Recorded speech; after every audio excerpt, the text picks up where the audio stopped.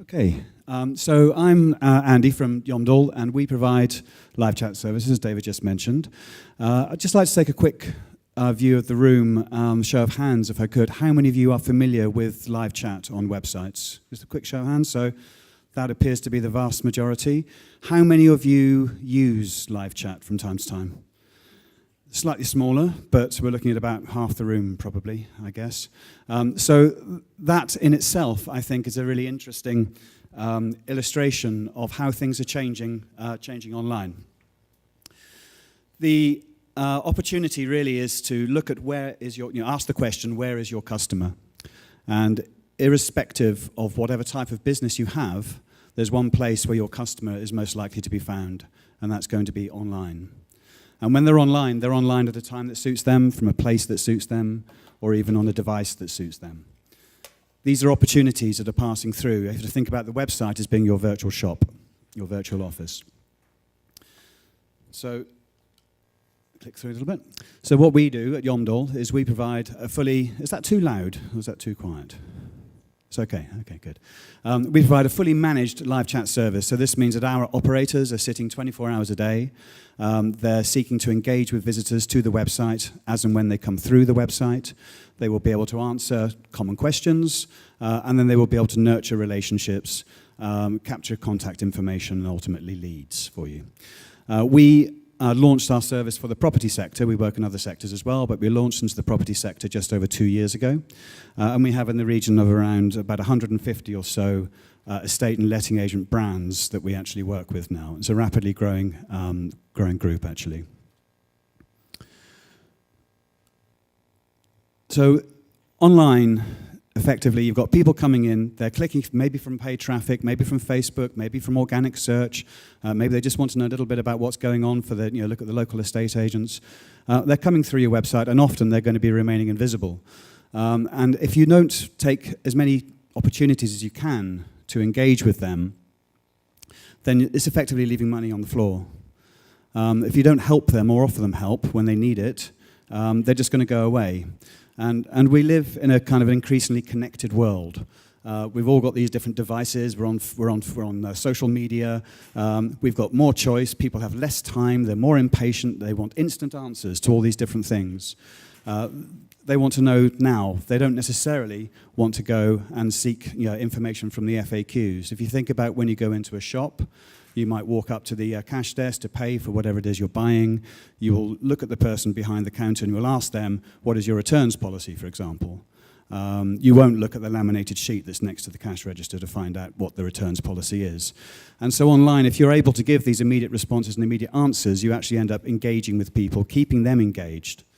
So as you know, as it's been announced, the Yomdel service is going to be deployed over the Fine & Country website. We're due to go live, I believe, at the beginning of next week. And this will be a 24/7 service.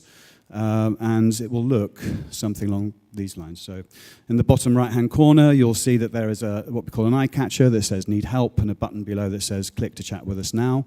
People have a choice. They can instigate that by clicking on it, or the most effective way is actually to target people based on their behavior. So we look at how they come into the website, the pages that they are on, and then serve an invitation to them that may well be appropriate to the question or what it is they're actually trying to achieve.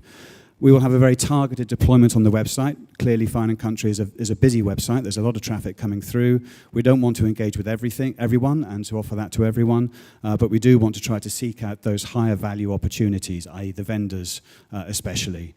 And to do that, we will have chat visible on certain pages only, and in summary, those will be pages related to valuations and applying for a valuation, and there'll be your branch pages as well.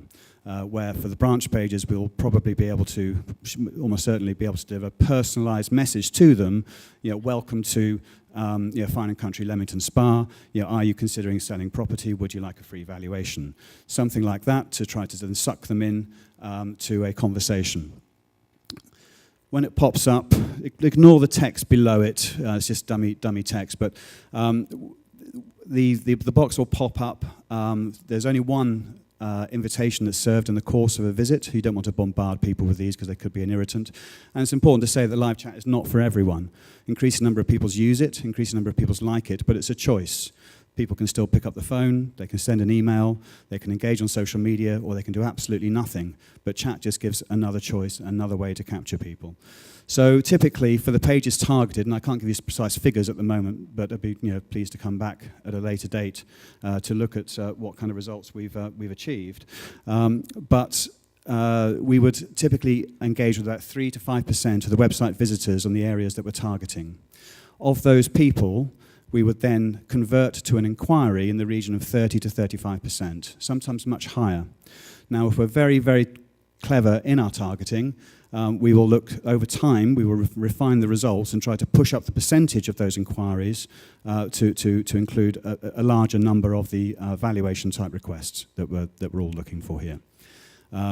Some of our clients, they will achieve would be about 20% will be valuation requests.